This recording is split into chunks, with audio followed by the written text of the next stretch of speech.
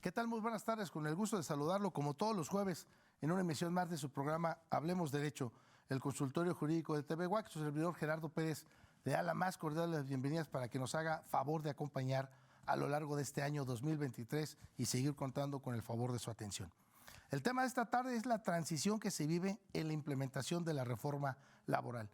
Son tres elementos fundamentales en los que cambia el nuevo sistema laboral, que es la justicia laboral, la democracia sindical, la negociación colectiva. Se impulsa la conciliación, se recupera la dignidad del trabajo, así como una justicia cercana a trabajadores y empresarios. El nuevo modelo significa decir adiós al coyotaje, a los juicios interminables, plegados de trampas y chicanas, a los contratos de protección, a la simulación del proceso de negociaciones colectivas. El tema de esta tarde, repito, es la transición que se vive en la implementación de la reforma laboral. Acompáñenos. Perspectiva, diálogo, interacción ciudadana. Hablemos Derecho, el consultorio jurídico de TV UAC, con Gerardo Pérez Alvarado y Laura Méndez Olivares. Comenzamos.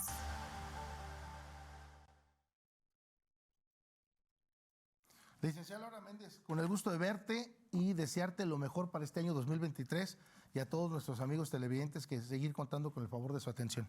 Muchas gracias, licenciada. Pues igualmente estamos iniciando el año con muchas ganas, con mucha esperanza de que sea un año mejor. Ojalá que así sea para nosotros, para todas las personas que nos siguen.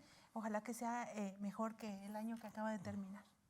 Pues sí. Bueno, para entrar en tema, me gustaría incluso que ustedes pudieran seguir con mucha atención el programa del día de hoy, porque sin lugar a dudas yo creo que uno de los problemas que más aquejan a la sociedad a lo largo incluso de los programas que tenemos, licenciada Laura Méndez, no me dejarás mentir, en la cuestión de orden laboral, la cuestión de orden familiar, son como los temas que más usted amablemente nos hace llegar sus inquietudes, sus preguntas. Y bueno, qué mejor hacerlo con pues un presidente de una junta al que le agradezco enormemente que nos haya aceptado la invitación para platicar de esta implementación de la reforma laboral, porque se dice muy sencillo, pero una cosa es analizarlo acá afuera, una cosa es verlo en el texto, una cosa es a lo mejor leerlo, todo lo que implicó la reforma, modificar más de 50, 60 artículos, ¿no? Hacer un cambio, verdaderamente un paradigma importante, que cómo se vive al interior, ¿no?, del día a día en el trabajo.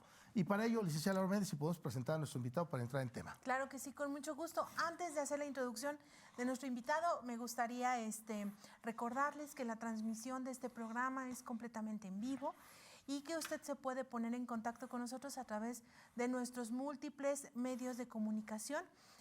Por supuesto, en la señal de TV UAC, en tv.uac.mx, en televisión abierta, también en el sistema Megacables, el canal 124. Si tiene sistema Easy es el canal 14, en Axtel es el 24, entre otros sistemas de televisión por paga. También lo invitamos a que nos busque en redes sociales.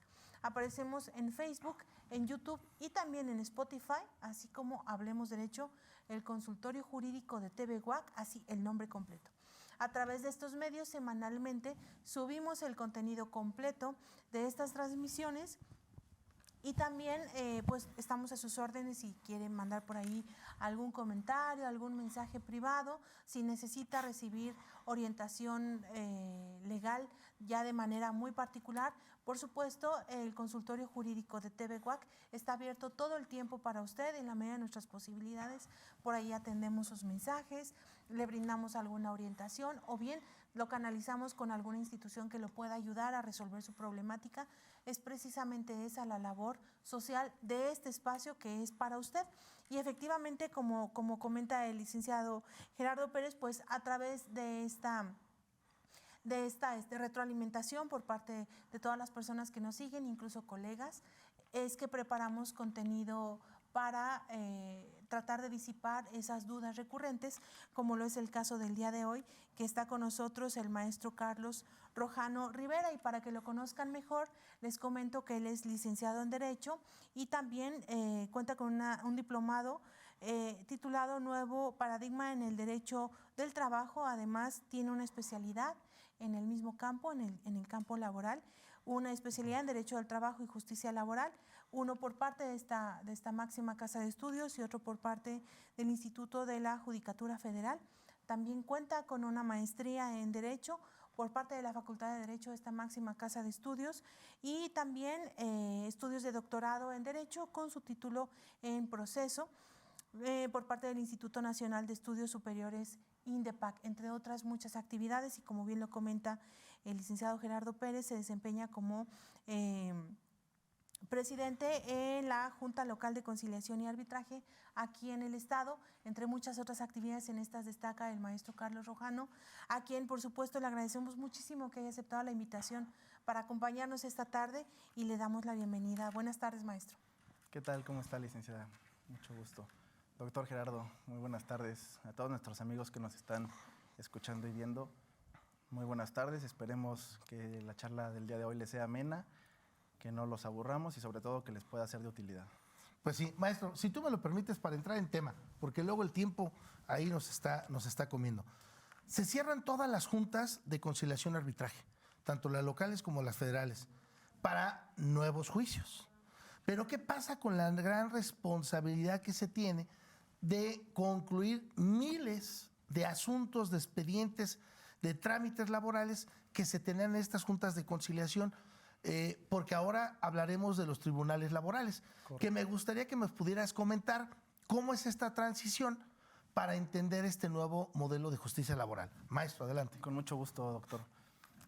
Se los vamos a ejemplificar de una forma, creo yo, muy sencilla, porque a pesar de que ya llevamos en el estado de Querétaro poco más de un año, 2 meses, si no me equivoco, siguen existiendo muchas dudas. Entonces, vamos a tratar de abordar ese tema y dirigir el mensaje para aquellos abogados que a lo mejor no acostumbran tanto litigar en materia de derecho del trabajo, los jóvenes estudiantes que ya tienen sus pasantías, que también ya se empiezan a involucrar en el ejercicio profesional, los jóvenes egresados que ya están también ahí con sus primeros asuntos y que a lo mejor resulta que sus primeros 2 juicios son laborales y unos ante los tribunales y unos ante las juntas, no saben cómo llevarlos o tuvieron estudios bajo la ley anterior y ahorita ya salen a litigar y resulta que ya les toca la reforma. Entonces vamos a tratar de aclarar eso. Y maestro, no menos importante, perdón, que tiene que ver la pandemia, también. que nos mermó un poco en el conocimiento, estoy cierto y seguro de ello. Entonces, qué bueno que haces esa colación, maestro, qué bueno. Y más para las partes, doctor, porque si bien es cierto hay dudas dentro de nosotros, dentro de los abogados, más para los trabajadores, más para los empleadores. Recuerdo, no sé si recuerden ustedes, desde que estaban las iniciativas de ley, ya que fueron aprobadas, que decían, ¿qué va a pasar con las juntas? ¿Qué va a pasar con el expediente que tengo ahí? ¿Va a desaparecer o no? ¿Se va a ir al Poder Judicial? ¿Los juzgados van a absorber los expedientes? ¿Se va a transformar o qué? ¿No? Entonces, hubo tanta desinformación que hasta llegó a causar temor. Vamos a tratar de aclarar ahorita esos aspectos y lo vamos a hacer de esta forma bien sencilla. Podemos trazar una línea imaginaria que va a ser una línea histórica, una línea temporal. Podemos empezar, por poner un ejemplo, año 2012, que fue una reforma anterior de gran impacto, trascendencia en la Ley Federal del Trabajo, y continuamos la línea hasta el día de hoy. Dentro de esa línea, me gustaría que marquemos un punto, donde guste. Ese punto va a ser el que divida un antes y un después, ¿no? Así como esta línea histórica del antes y después de Cristo, háganme cuenta, antes y después de la última reforma que fue del año 2019 y que en Querétaro fue implementada a partir del 3 de noviembre del año 2021. Entonces, a ese puntito le podemos marcar una línea así y le vamos a poner esa fecha, 3 de noviembre del 2021. ¿Qué sucede? Del puntito para atrás, hasta un día hábil antes del 3 de noviembre, porque me parece que hubo fin de semana y que el último día fue un viernes 30-31 de octubre, hasta ese día en las juntas locales y federales se recibieron las demandas laborales, los avisos de rescisión, todo lo derivado de los conflictos obrero-patronales. De ahí para atrás, la autoridad competente y conocedora de esos asuntos siguen siendo y seguirán siendo las juntas locales y federales. Entonces, trabajador, empleador que tenga su procedimiento ahí, su expediente sigue vivo, no se preocupen, salvo que se haya conciliado o archivado por alguna situación jurídica, pero el juicio se va a seguir tramitando ahí y se va a seguir llevando a cabo con la ley anterior a la reforma, bajo el mismo procedimiento, bajo el mismo esquema, bajo las mismas etapas procesales. A partir del 3 de noviembre del 2021, cambia radicalmente este paradigma, tanto en una cuestión sustancial como en una cuestión procesal. ¿Qué sucede?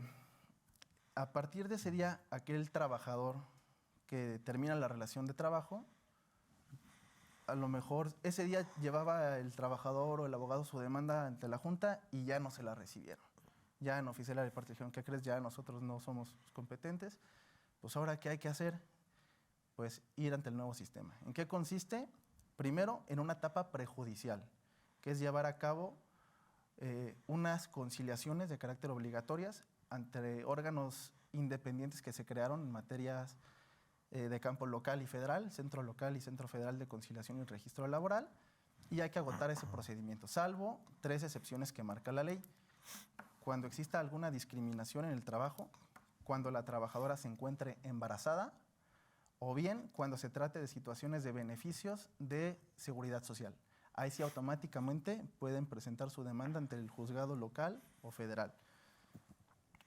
Fuera de esos supuestos, ¿qué tiene que hacer el trabajador si es despedido el día de hoy? Y no solamente el trabajador, que este es uno de los cambios importantes de la reforma. Ahora también el empleador puede acudir al centro de conciliación y puede tramitar su solicitud para dialogar con el trabajador y llegar a algún arreglo. No necesariamente derivado de una terminación de la relación de trabajo, puede ser de cualquier conflicto en materia obrero-patronal. Bajo el 95% de los casos, que generalmente son las terminaciones de trabajo, ¿qué va a suceder? ¿Qué se tiene que hacer? Va el trabajador de forma presencial o realizar su solicitud en línea en los centros de conciliación. Se le va a dar fecha para que acuda de forma personal.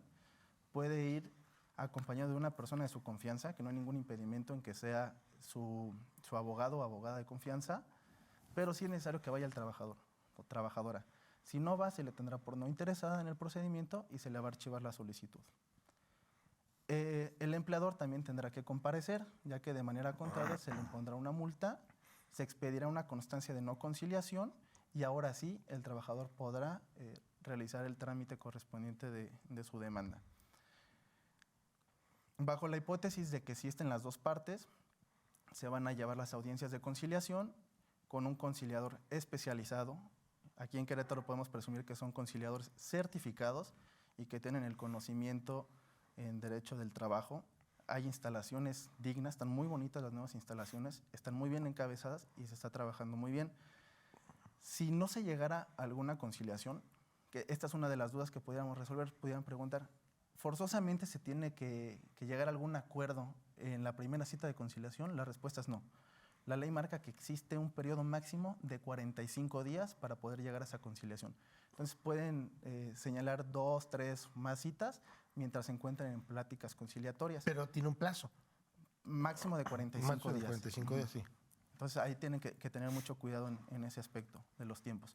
Si no llegan a ningún acuerdo, al trabajador se le va a expedir una constancia que se llama constancia de no conciliación.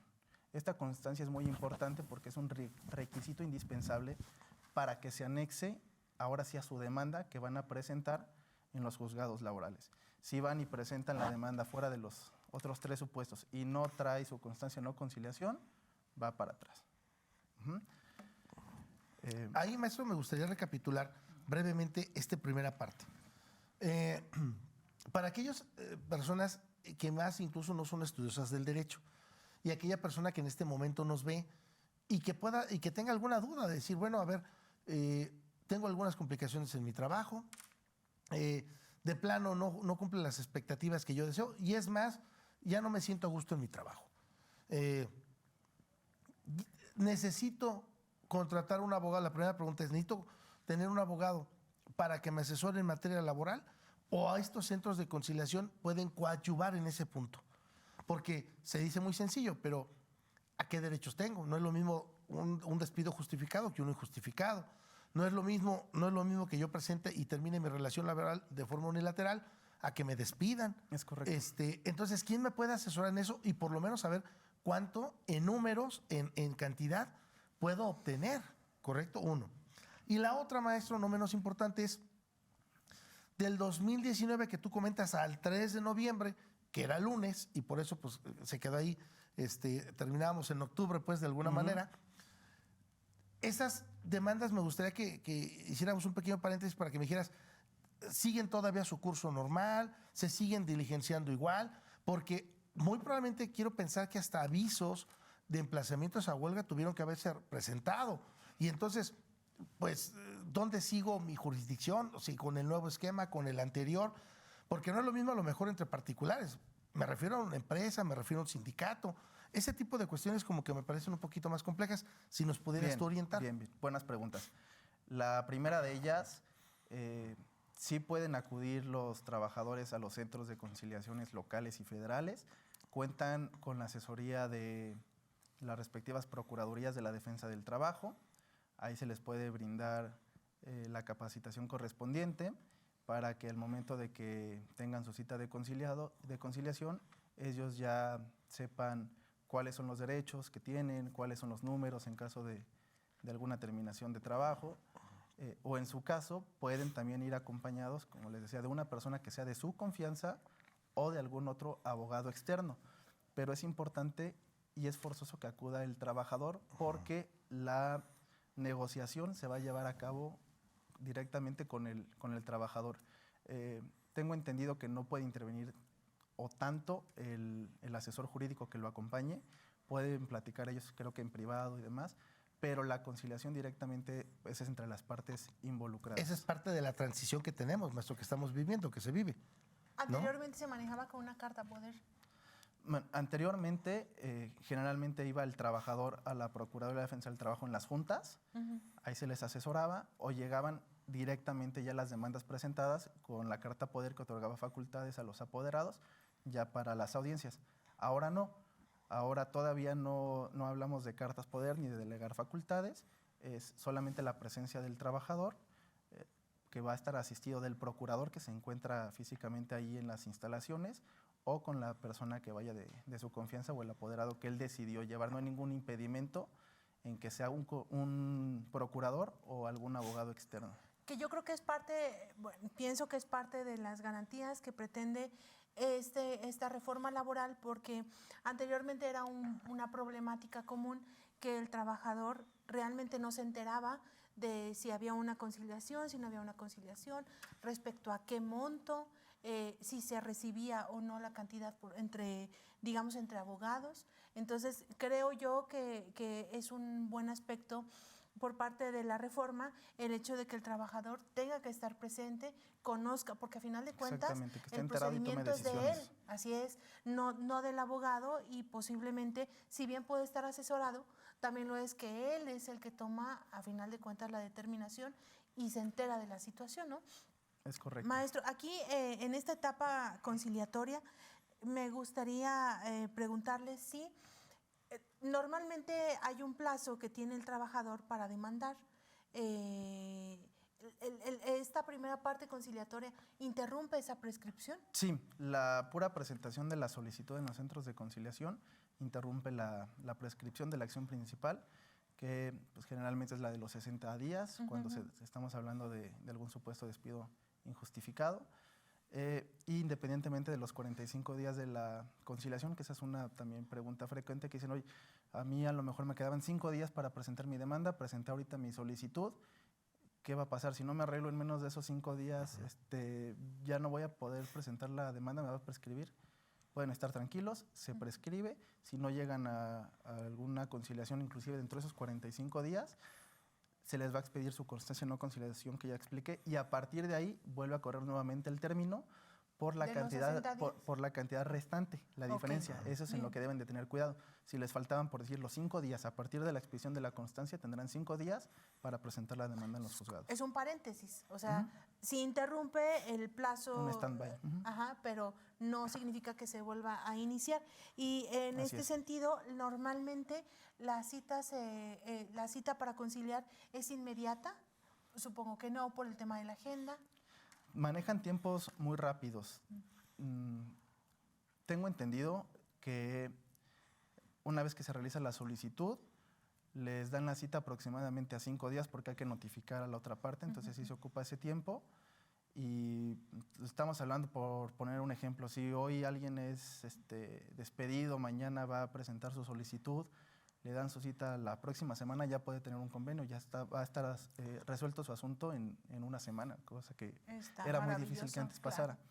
Entrando a los aspectos procesales para resolver las dudas que preguntaba el doctor, aquí podemos inclusive entrar un poquito más a detalle por estas dudas que van a tener los jóvenes litigantes o quien no acostumbra a llevar la materia laboral. Como dije, hasta un día antes de que se implementara la reforma, la Junta se va a encargar de tramitar y de resolver todos los conflictos que ahí están, hasta que se concluya el último. Se van a regir bajo la ley anterior. ¿Qué quiere decir esto? Ya está presentada la demanda, se tiene que emplazar al demandado o demandados y se señalará la audiencia con las primeras etapas. Conciliación, demanda y excepciones. ¿En qué consiste? Que la parte actora, en su uso de voz, podrá aclarar la demanda, ampliar o modificar la demanda, o bien ratificar la misma. Una vez que esté ratificada la demanda, la parte demandada tendrá que dar contestación al escrito inicial de demanda, así como en su caso las aclaraciones, modificaciones o ampliaciones que se hayan hecho en la misma. Se les concede uso de voz para réplica, para contrarréplica, y pues se podrán interponer y en su caso tramitar los incidentes que sean necesarios durante ese momento. Posterior, ya una vez reconocida o entrando al estudio de la personalidad, se señala una nueva audiencia que es la de ofrecimiento y admisión de pruebas para que las partes puedan comparecer a la audiencia, a ofrecer las pruebas, a exhibirlas que así se consideren, a poder objetarlas de su contraparte, y una vez hecho lo anterior, la Junta analizará las pruebas que fueran ofrecidas para ver cuáles son admitidas y cuáles son desechadas y se desahoguen esas pruebas. Aquí es la confusión en la que entramos en la práctica con el nuevo procedimiento. Para que no vayan a cometer el error de querer llegar a todavía a las juntas, ya con la nueva ley que no les va a servir porque van a encontrar inclusive muchos artículos derogados, un nuevo procedimiento, nuevas autoridades, entonces les cuesta mucho trabajo poder desahogar las audiencias con las formalidades de la Junta, o viceversa, ¿no? Querer llegar a los juzgados con la costumbre, los manejos de la ley anterior. ¿Cuál es el nuevo procedimiento ante los juzgados? Aquí hay un cambio muy importante. En esta presentación de la demanda que yo les decía que hay que anexar la constancia de no conciliación, además de la personalidad, hay un cambio muy importante, que ahora también hay que anexar un capítulo de ofrecimiento de pruebas y agregarlas, cosa que antes no pasaba. Entonces, para que ahorita en juntas no ofrezcan las pruebas desde antes, es solamente en el nuevo procedimiento. Se le notifica a la parte demandada, se emplaza y se le corre traslado de la demanda con las pruebas. Ahora, la parte demandada tendrá que dar contestación a las pruebas y, a su vez, objetar las pruebas ofrecidas por la parte actora. Obviamente tiene que acreditar su personalidad y, además, ofrecer ahora las pruebas que le corresponde a la parte demandada. Se presentan ante el juzgado, se le notifican a la parte actora y se le da un término, si no me equivoco, de 8 días para que haga su réplica y en su caso conteste alguna posible reconvención que haya hecho la parte demandada. Se le vuelve a notificar a la parte demandada para que haga uso de su contrarréplica en un periodo de 5 días. Todo esto es mediante una fase escrita. Estamos hablando de que ahora el nuevo procedimiento es una especie de sistema híbrido que consiste en una fase escrita, que es esto que acabamos de explicar. Espero darme a entender, si no, con todo gusto lo aclaramos. Y posteriormente una fase de carácter verbal, que van a ser las audiencias.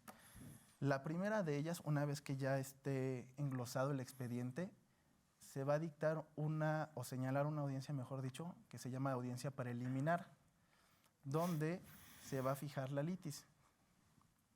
Cuáles son los hechos controvertidos, cuáles son los hechos no controvertidos y, en razón de eso, cuáles son las pruebas que se pueden admitir o desechar. También se va a privilegiar la conciliación, no hay ningún impedimento para conciliar en los juzgados. Y caso de que no lleguen a ningún arreglo, se señalará, es un momento también procesal que marca la ley oportuno para interponer un incidente que se llama incidente de reconsideración, sobre el secretario instructor, que es la persona que se va a encargar de llevar armar el expediente, por decirlo en términos más coloquiales.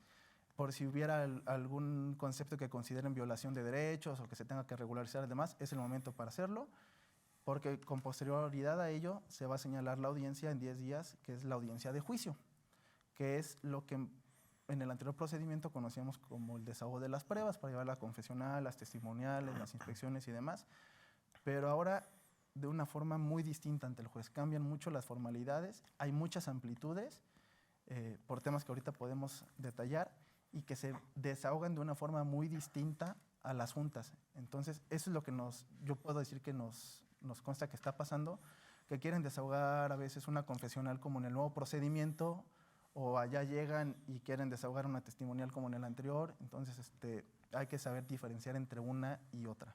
Sí, y no se diga más, estimado maestro, cuando llegas o vienes de un juicio y luego bajas a una junta de conciliación, o viceversa, estás en la junta de conciliación y luego subes a lo mejor para ver un juicio, y resulta que, pues si no tienes bien armonizado tu cabeza, tu pensar, tu actuar, pues ahí estamos en las confusiones, ¿no? Ahora, fíjate que nos quedan un par de minutos para ir cerrando este bloque. Y ahí me gustaría, maestro, que pudiéramos señalar, para desmenuzarlo de un punto de vista más forense en este siguiente bloque, ¿qué ventajas tiene? ¿Qué ventajas le visualizas? Porque, mira, yo sin adentrarme en el mundo laboral, debo reconocerlo que una parte de mi vida, casi como 2 años y meses, pues tuve necesidad de adentrarme al mundo laboral, pero como que bueno, cada materia tiene su campo de acción y su expertise, pero pues muchos decían, es que ya se habla de oralidad, y yo recuerdo que cuando llegábamos a las audiencias no era oralidad, porque le dictas al secretario, entonces no es tanto como lo vemos hoy en un juicio oral, en un juicio mercantil oral, ¿no? Entonces, esa evolución me parece que sería importante irla desmenuzando, porque como tú lo comentabas, pues el presentar las pruebas no es lo mismo que antes pudiera haberse chicanas, o que te pudieras tú como abogado mayosamente asesoraras a tu cliente y dijeras, es que ganamos, perdón, 10,000, pero vamos a decir que ganamos 20,000 porque te daba 10,000 pesos más en compensaciones, pero no me lo acreditas. Ah, no, porque pues no te daba recibo de eso, nada más de esto. Entonces, son cuestiones complicadas. Entramos y a ante un detalle. juez, pues ya no le puedes decir, a ver, señor, usted me está diciendo mentiras. Usted sabe que aquí en este momento, al hacerlo ante una autoridad o de esta naturaleza, usted está cometiendo un delito. Es decir, la visión cambia. Como que esta proximidad, maestro, incluso impone un juzgado. A diferencia Sí. de estas juntas, en donde casi era como si fueras en un anexo de banco, maestro, así como que pues nada más te separaba una ligera mamparita, pero tú escuchabas la otra audiencia, estaban 4 audiencias juntas ahí. Entonces era como que no daba mucha seriedad. No quiero decir que fuera malo, ¿no? Pero era lo que teníamos. Y por eso creo que esta innovación, esta implementación, esta reforma y pues esta transición que estamos viviendo, que pues no deja de ser menos importante. Y antes de cerrar, maestro, para regresar con este bloque, comentabas tú que hay 3 casos por los cuales la persona puede pasarse la fase de conciliación. Así es. Hablamos de discriminación y quiero pensarlo pues, como delito en el Código Penal, también que lo tenemos, como una garantía constitucional en el artículo 1 constitucional, pero aquellas personas trans, maestro, aquellas personas que las contraten y que digas, caray, ya no cumplen las expectativas, pues estaremos hablando de una discriminación. Hablamos de mujeres embarazadas, ¿sí? Y los supuestos de seguridad social. Ok. Para cerrarlo, maestro, en un minuto, ¿cuáles son los supuestos de seguridad social? Un ejemplo. Infonavit, IMSS, juicios de beneficiarios. Okay, esos que ya tienes todas las documentales. Ok, muy bien. Vamos a la pausa y regresamos. Estamos en esta mesa de trabajo con el maestro Carlos Rojano Rivera. Estamos hablando de la transición que se vive ante la implementación de la reforma laboral. Pónganse en contacto con nosotros, como lo hacen ya algunas personas aquí a través de la página de Hablemos Derecho, para que nos haga llegar sus dudas, sus inquietudes, como lo hace en este momento Arturo Bravo. Felicidades al maestro Rojano. Si ubicas, tenemos un fiel seguidor también aquí, maestro. No sé si lo ubicas tú, al doctor José Carlos Rojano Esquivel. Me suena. También está por aquí. Me suena un poquito. Vamos a la pausa y regresamos.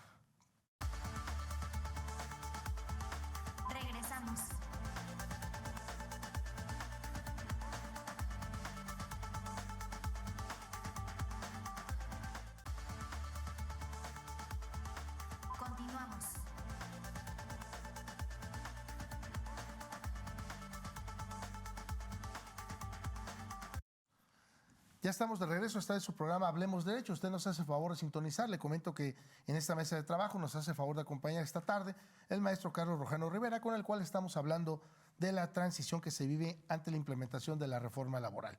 Si usted ya nos viene siguiendo, bueno, también le comento que ya habíamos dejado un par de preguntas que ahora disiparemos, y agradecerle, por supuesto, a Ana Julia Terrazas, felicidades, excelente programa. Cadafi Mercado, felicidades al maestro Carlos Rojano, excelente presentación. Arturo Bravo, felicidades al maestro Rojano. Emma Rivera, felicidades, ¿no? Orgullosa de verlo, maestro, dice aquí, de verlo disfrutar y amar su profesión. Excelente plática, ¿no? Emma Rivera, gracias, señora Emma.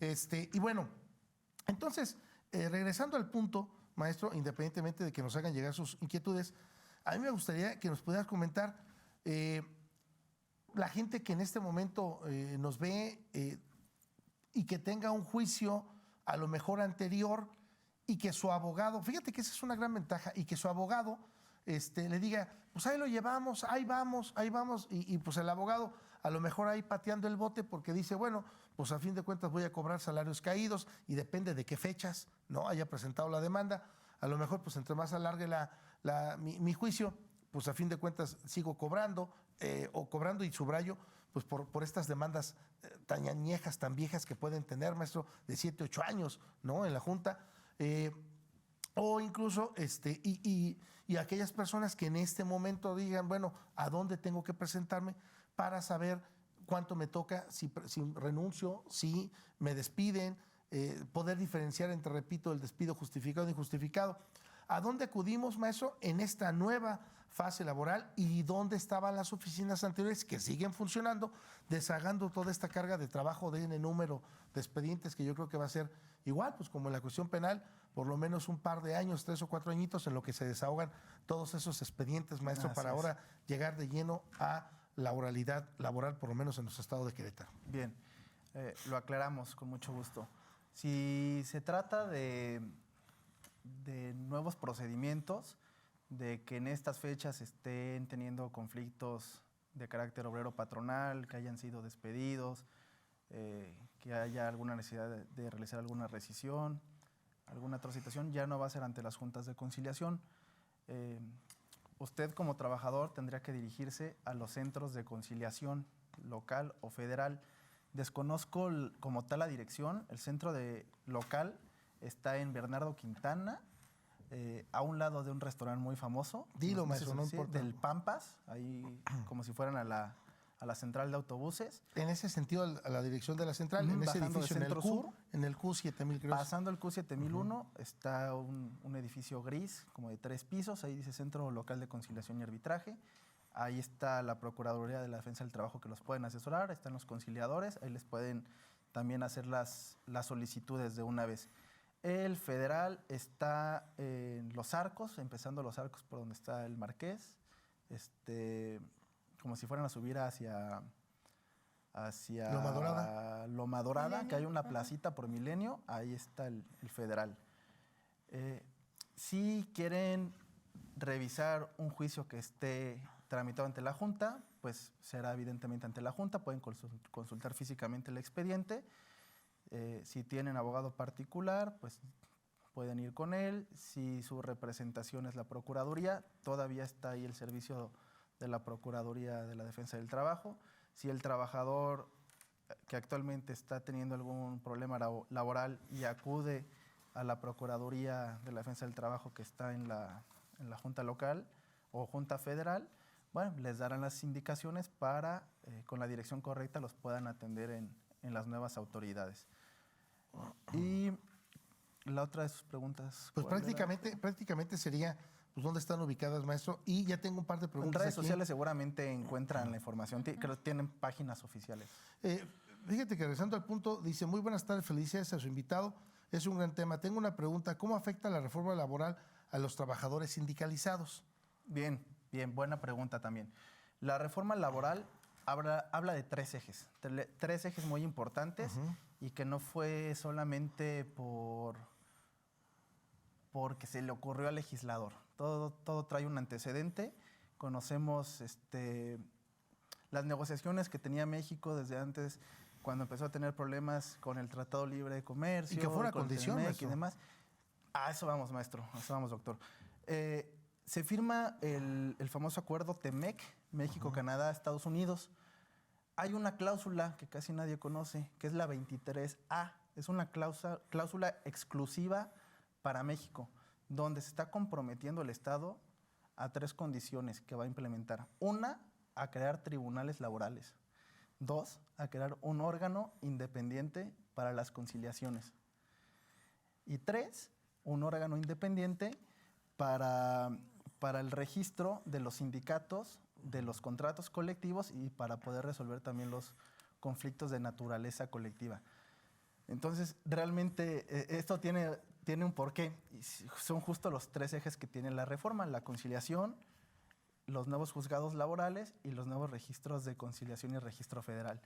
En ellos es donde ahora se tienen que tramitar los nuevos procedimientos de carácter colectivo. Misma situación de lo que insistimos en el tema de asuntos individuales, de que antes del 3 de noviembre todo lo que era tramitado ante las juntas se va a seguir llevando. Igual, último emplazamiento a huelga antes del 3 de noviembre, revisiones de contrato colectivo y demás, siguen siendo ante las juntas. A partir del día 3 de noviembre ya es con el nuevo procedimiento.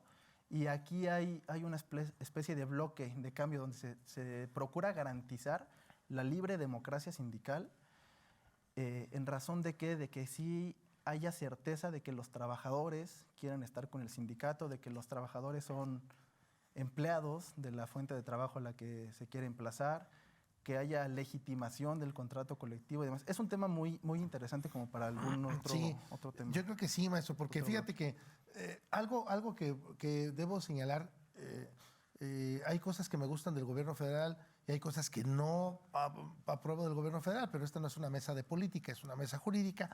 Y derivado de esa situación, maestro, yo creo que sí fue un verdadero parteaguas este modelo. Pues yo lo visualizaría como un modelo económico. Si me das a mi empresa certeza y seguridad laboral, si me das a mi empresa certeza y seguridad jurídica, pues claro que me voy a instalar en tu estado. Entonces, si me dices, tienes buena seguridad, hay percepción de la delincuencia o un índice bajo de delincuencia, por supuesto que me vas a incentivar a estar yo, empresa, o invertir en tu estado.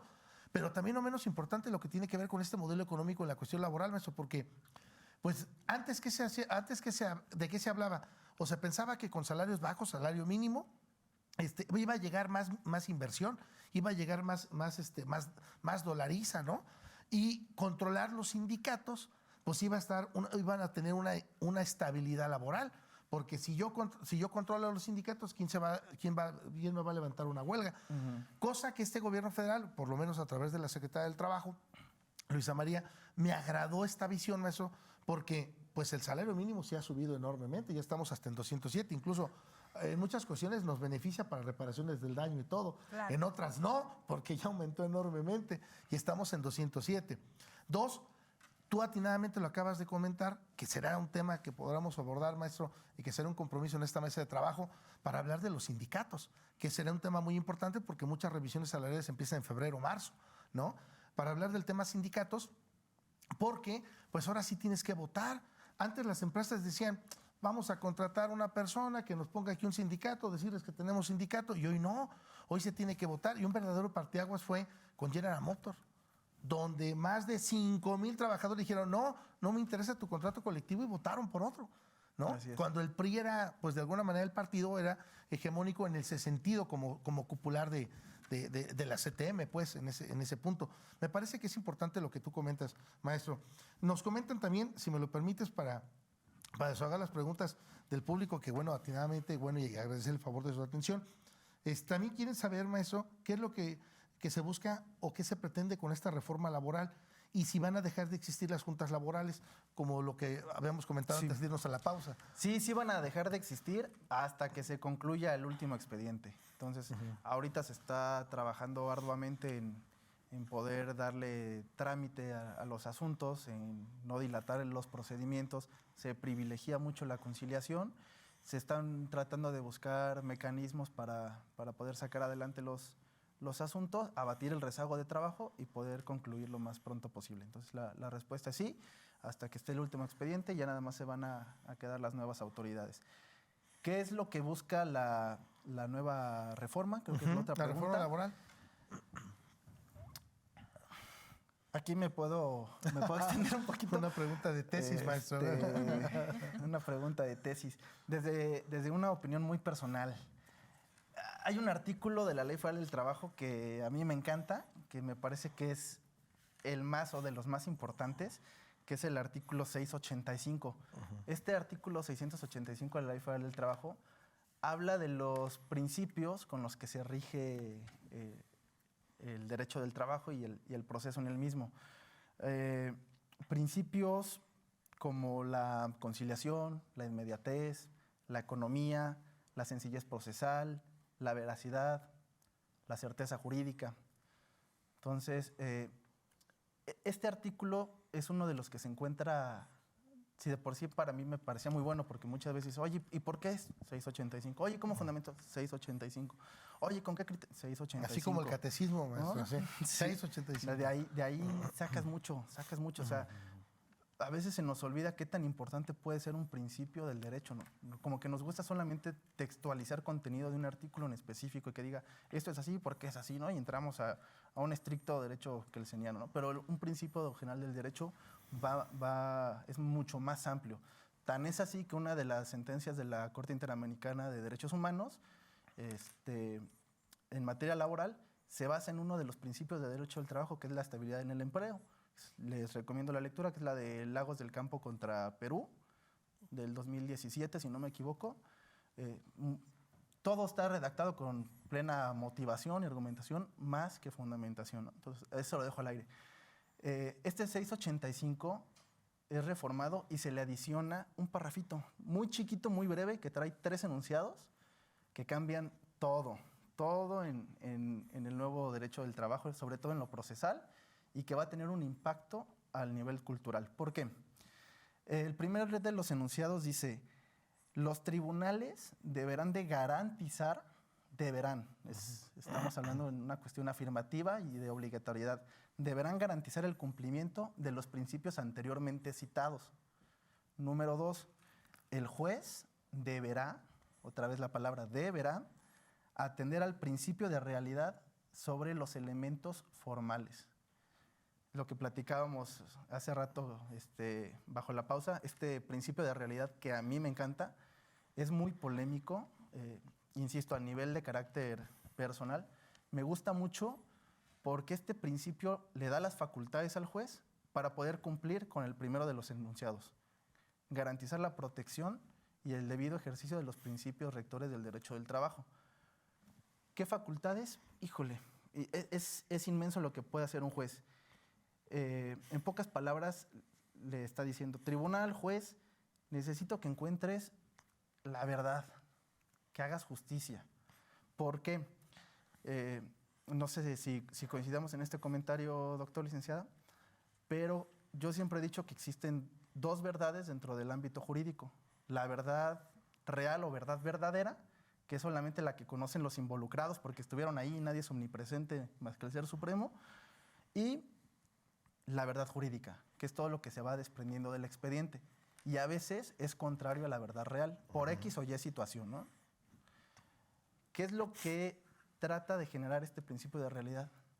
Que el juez no sea tan cuadrado y pueda ir más allá, que tenga esas facultades que antes no había en el nuevo procedimiento, porque se estarían extralimitando, pero ahora sí un juez puede empezar a preguntar a un testigo, a un absolvente en la confesional, ¿y por qué? ¿Y para qué? ¿Y cómo?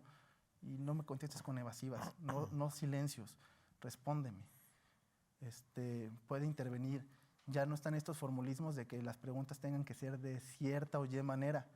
Obviamente no pueden ser insidiosas, pero, por ejemplo, ahora una confesional puede ser, antes únicamente en sentido afirmativo, ahora nos da la oportunidad de que sean preguntas abiertas.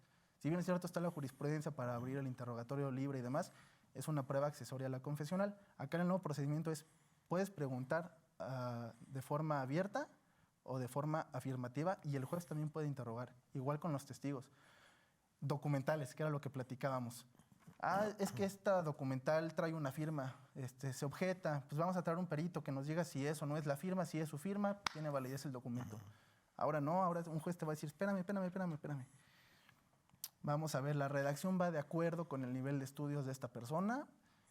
Realmente hubo voluntad de llevar a cabo el estampado de esa firma y empezar a ir a más del fondo. ¿Y cómo se firmó? Condiciones de modo, tiempo, lugar. Llegó y presentó el documento, lo firmó ahí, se lo hicieron firmar, sí tenía la intención. Entonces, ese es el paradigma que está cambiando, tanto en lo procesal, porque ahora tienen que cambiar la defensa, sobre todo los demandados, los patronales, desde una prevención, una buena, correcta asesoría, al nivel del desahogo de pruebas que comentaba la licenciada, pero también más allá. Y esto hay que aprovechar el espacio para decírselo a los jóvenes estudiantes que apenas van empezando. Hay que quitarnos las malas prácticas, hay que cambiarnos el chip. Este es el momento perfecto. La reforma va para eso, no solamente para cambiar el aspecto procesal. Hay que ver una nueva forma, un nuevo esquema tanto de la impartición de justicia como también del litigio y de la prevención, y no solamente del abogado, también del trabajador, también del empleador. Poco a poco se va a ir cambiando la cultura que tenemos en aspectos de derecho del trabajo. Sí, pues sin lugar a dudas, maestro, esta pregunta atinadamente nos hace la gente, nuestras televidentes y los que nos siguen a través de la plataforma de Facebook en Hablemos Derecho. Espero que hayamos podido disipar sus dudas, sus inquietudes que amablemente nos hacen llegar, porque efectivamente, maestro, creo yo, y licenciada Laura Méndez, no me dejarás mentir, en la cuestión de orden familiar, atinadamente lo que dice el maestro Carlos, una cosa es la verdad verdadera y otra cosa es la verdad del expediente. Claro. Y a veces el juez no puede ir más allá, ¿no?, de lo que no le hayan presentado en el expediente.